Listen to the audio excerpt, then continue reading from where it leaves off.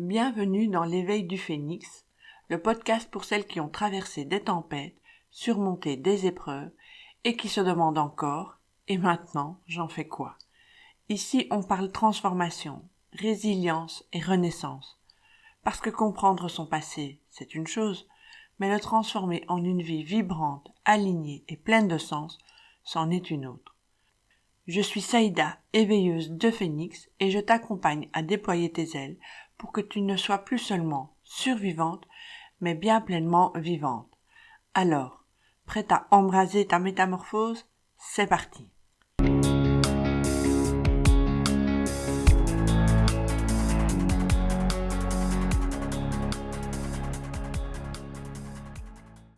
Bonjour. Certaines blessures se voient, d'autres non. Et pourtant, ce sont souvent celles que l'on ne voit pas qui font le plus de bruit à l'intérieur. Tu sais, on dit souvent « il faut tourner la page ». Mais bon sang de bonsoir, parfois cette page, elle est collée avec de la super glue émotionnelle. Et alors t'as beau souffler dessus ou essayer de la retourner avec un pied de biche, impossible. Dans cet épisode, j'ai envie qu'on parle vrai. Pas de la guérison façon carte postale, tu sais, avec les papillons et un mantra collé sur le miroir. Non, non, cette réalité viscérale qu'on vit quand un traumatisme a laissé des marques. Des marques sur le corps, sur le cœur, sur l'élan vital. Mais aussi, et c'est là que ça devient intéressant, sur la capacité qu'on a à se reconstruire autrement. Moi aussi, j'ai porté ces cicatrices invisibles. Certaines m'ont été infligées dans la chair, d'autres ont logé dans mon esprit, longtemps. Et un jour, j'ai compris que je ne pourrais pas simplement passer à autre chose. Alors oui, cette violence, je l'ai connue. Et quand elle fait irruption dans ta vie, ce n'est pas juste une petite brise, c'est une tornade qui fait tout voler en éclats. Tu ne comprends pas pourquoi, tu ne sais pas ce que tu as fait de mal, ou ce que tu n'as pas dit, ou ce que tu n'as pas fait, ou ce que tu as dit et que tu n'aurais pas dû, et ça tourne et ça tourne et ça tourne dans ta tête. Alors je ne vais pas te partager des scènes précises de ce que j'ai pu vivre en tant que violence physique plus jeune, et encore, je te dirais qu'on parle de violence physique aujourd'hui, mais à cette époque-là, c'était chose normale, c'était l'éducation telle qu'on l'envisageait à ce moment-là. Il n'y avait pas nécessairement d'intention mauvaise derrière.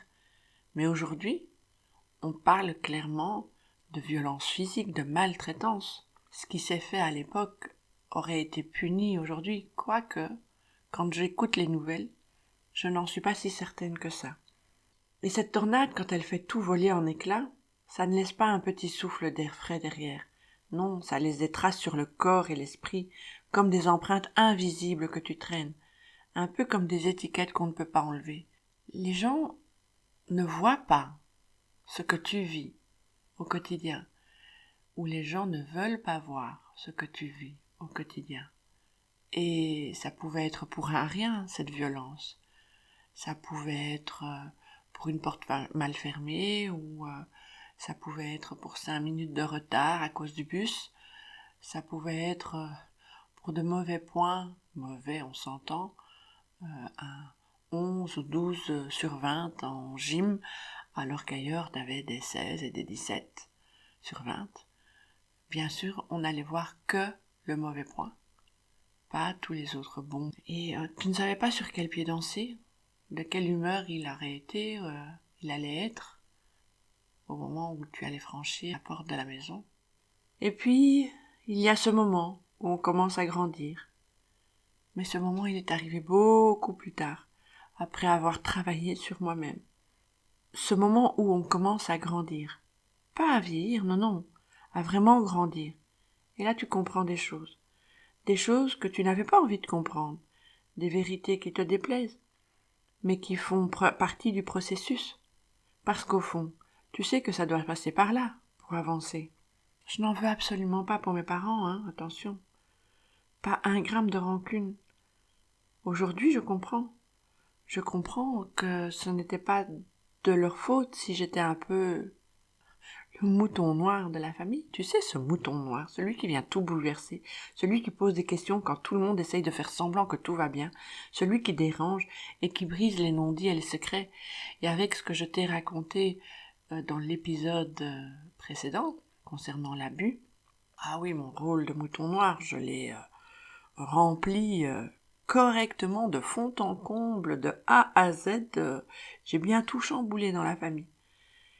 Parce qu'au final, après avoir creusé, j'ai compris que mes parents avaient fait ce qu'ils pouvaient, avec ce qu'ils avaient, ou peut-être plutôt avec ce qu'ils n'avaient pas. Ils ont fait avec qui ils étaient, là où ils étaient sur leur chemin, avec leurs références, et surtout avec ce qu'ils avaient eux-mêmes reçu. Et, entre nous, ce n'était pas vraiment un modèle de douceur et de compréhension, mais plutôt de jugement, de rejet, d'abandon, de discrimination, de différence. Et même s'ils n'avaient pas la même vision des choses que moi, nous avons fini par trouver un terrain d'entente. Alors, au lieu de m'installer dans la rancœur, je me suis retrouvée dans une position assez surprenante. C'est moi qui leur ai appris à dire je t'aime. Oui, tu as bien entendu. C'est moi, le mouton noir, qui a appris à mon père et à ma mère à dire je t'aime. Je leur ai montré comment exprimer leurs émotions sans paniquer, comment se connecter autrement. Alors j'entends certaines déjà parmi vous dire oui mais tu étais l'enfant, c'était pas ton rôle. Mais à un moment donné, il n'est plus question de rôle. Et je n'ai pas fait cela quand j'étais jeune, j'ai fait cela plus tard, après avoir travaillé, avancé sur moi-même, après avoir grandi et continué de grandir. Donc, comme je te disais, non, je n'ai pas inversé les rôles. Je t'assure, il n'y a pas de cas de régression psychologique en vue. C'était juste mon rôle, celui du dérangeur nécessaire, celui qui va secouer un peu tout ça pour casser une vieille lignée de silence, de tristesse et de douleur non dites. Tu sais, parfois, pour que les choses changent, oui, il faut être celle qui met le doigt où ça fait mal. Et bon sang, mais qu'est-ce que ça fait du bien! Donc, avant de travailler sur moi-même, pendant longtemps, j'ai cru que j'étais ce qui m'était arrivé. Un traumatisme, ce n'est pas une scène isolée qui s'efface à la fin du film, non. C'est plus du genre l'invité relou qui reste squatté dans ton salon et qui bouffe, qui te vide de toute ton énergie, de toutes tes ressources, et c'est celui qui t'empêche de remettre la musique après. Il y a les traces visibles, les douleurs, les réactions corporelles, la fatigue chronique, et puis il y a aussi les traces invisibles, et souvent ce sont les pires. La perte de confiance, l'impression d'être seul, avec un sac de gravats émotionnels lourds à porter. Et c'est là qu'on comprend que ce n'est pas juste une question de temps, c'est une question de processus, de soutien, de pas à pas. Et parfois, oui, un bon coup de balai énergétique, mais on y vient. Alors non, je ne suis pas ce qui m'est arrivé. Ma guérison n'a pas été linéaire. Elle a été faite de retours en arrière, de pleurs, de silence, de petites victoires invisibles. Et elle a surtout été rendue possible grâce à plusieurs piliers, dont 3 principaux, que j'ai envie d'aborder aujourd'hui. Et en fait, ces 3 piliers principaux sont les 3 premiers piliers que j'ai rencontrés, que j'ai développés, que j'ai intégrés. Quand on vit un traumatisme, tout peut se figer. On avance comme on peut, parfois en pilotage automatique. Et pendant longtemps, j'ai cru que je devais m'en sortir seule. Oui, la forte tête. Non, je n'ai besoin de personne. Je vais y arriver. Et puis de toute façon, je ne peux faire confiance à personne. Jusqu'au jour où j'ai compris que me faire accompagner n'était pas un aveu de faiblesse, mais bien un acte de force et de courage. La thérapie a été mon premier espace de reconstruction, un endroit où je n'avais pas besoin d'être forte, besoin d'être compréhensive, besoin d'être fonctionnelle. Un endroit où quelqu'un m'écoutait, sans juger, sans minimiser, sans détourner les yeux, sans souffler, sans me donner l'impression de me répéter encore et encore. Et ce simple fait d'être écouté profondément, vraiment, réellement, ça a ouvert des portes vers moi-même. Parce que parfois, pour guérir, il faut qu'un autre tienne l'espace pour toi, quand toi, tu n'en es pas capable ou plus capable. Et puis, il y a aussi eu autre chose, quelque chose de plus subtil, mais de tout aussi fondamental, des mots, des philosophies, des sagesses, qui sont venus toucher quelque chose en moi que la douleur n'avait pas détruit. Il y a eu le côté bouddhisme, ce rapport à la souffrance. Et j'ai découvert cette idée forte que la souffrance fait partie de la vie, mais que l'attachement à la souffrance n'est pas une fatalité.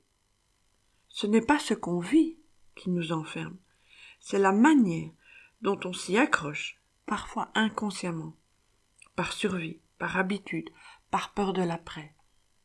Dans le bouddhisme, j'ai trouvé une invitation à l'observation de soi, à la douce présence à ce qui est, sans chercher à fuir, sans se perdre dans le mental. Et surtout, j'y ai trouvé une lueur de liberté, l'idée que je pouvais choisir un autre regard, un regard qui ne nie pas la douleur, mais qui ne s'y réduit pas. Il y a aussi le côté sagesse amérindienne. Alors oui, je sais qu'aujourd'hui, chaman, roux médecine, etc., c'est un peu à la mode, un peu beaucoup à la mode. Mais à cette époque-là, j'y ai ressenti un autre lien, un lien à la nature, un lien profond, un lien ancré. Et c'était la guérison comme lien. Dans les traditions amérindiennes, j'ai compris qu'on considérait que tout était lié. Un peu comme dans les traditions bouddhistes d'ailleurs. L'humain, la nature, le visible, l'invisible. Et chaque blessure, aussi intime soit-elle, affecte l'ensemble. J'ai aussi compris que chaque chemin de guérison bénéficie à l'ensemble. Et du coup, ce n'est plus juste mon histoire, c'est une transformation qui résonne plus loin, plus grand. Et ça redonne du sens. Ça reconnecte à quelque chose de plus vaste. Je ne suis plus juste une personne qui souffre, je suis un être en chemin, en lien, en évolution. C'est pour ça que j'ai écrit il y a quelques semaines un post sur le fait qu'on pouvait même éventuellement considérer le traumatisme et la guérison face au traumatisme comme un acte politique. Si tu es curieuse, je t'invite à aller sur LinkedIn ou sur Insta pour aller lire ce post. Alors, si tu es aujourd'hui à cette étape où tu sens que tu n'y arrives plus seul, où tu ressens que quelque chose doit bouger, j'ai envie de te dire ceci. Tu as le droit d'être aidé. Et tu as le droit d'aller chercher des clés qui résonnent avec ton âme. Pas des solutions toutes faites, mais des repères, des graines, des ouvertures. Il y a d'autres outils qui m'ont aidé par la suite, la respiration consciente. Mais bon, elle est toujours compliquée pour moi, celle-là. Revenir au corps, c'est toute une histoire. Bien sûr, avec ce qui m'est arrivé, bien sûr.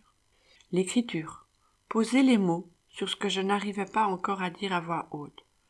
Encore aujourd'hui, quand l'émotion me submerge. Les rituels tout simples, une bougie allumée, une intention posée, une petite balade, un oracle tiré, créer du sacré dans le quotidien. L'énergétique aussi, qui est pour moi une porte ouverte à la spiritualité. Chaque outil m'a permis de récupérer un morceau de moi, un morceau que j'avais abandonné sur le bord de la route. Et d'autres outils encore, oui, moi, je suis une véritable caisse à outils, style multi-tiroir, multi-compartiment, et j'adore ça. On en parlera une autre fois. Ce que j'ai envie de te dire aujourd'hui, c'est que tu peux te reconstruire. Si je te partage tout ça, ce n'est sûrement pas pour te dire « fais comme moi ». Oh que non, loin s'en faut. Mais simplement pour te dire que c'est possible. Tu n'es pas cassé. Tu n'es pas condamné à rejouer ton passé en boucle. Tu peux, pas à pas, réapprivoiser ton corps, recoudre ton cœur et réécrire ton récit. Ou en tout cas, démarrer une nouvelle page avec ta nouvelle histoire. Peut-être que ça ne sera jamais comme avant. Et en fait, non, il ne faut pas que ce soit comme avant. Mais ce ne sera pas comme maintenant non plus. Et si tu sens que tu es à ce carrefour-là, je t'envoie un message tout simple. Tu peux y arriver et tu n'es pas seul. Il y a comme une alchimie intérieure à vivre. Parce que guérir, ce n'est pas oublier, c'est faire la paix avec ce qui a été. Et je te le jure, je te le promets, c'est important. Pour toi, pour personne d'autre que toi. C'est transformer la cendre en lumière, la douleur en force tranquille, le chaos en sagesse. Et, après tout, c'est ce que fait le phénix, n'est-ce pas? Il ne renie pas l'épreuve, il renaît à partir d'elle. Tu n'es pas seul. Ce podcast, il est pour toi, toi qui ressens encore la douleur, mais qui sait qu'un autre chemin est possible. Lors de chaque épisode, je vais t'aider à transformer tes épreuves en force, parce que cette chute, ce chaos, ce brouillard que tu vis aujourd'hui, cela prépare ton envol de demain. Ensemble, nous allumerons ces flammes et ferons renaître une communauté de femmes qui, comme toi, choisissent la transformation. On se retrouve très vite pour un nouvel épisode. En attendant, ta lumière est là, même dans l'obscurité. Je te dis à très bientôt et prends bien soin de toi.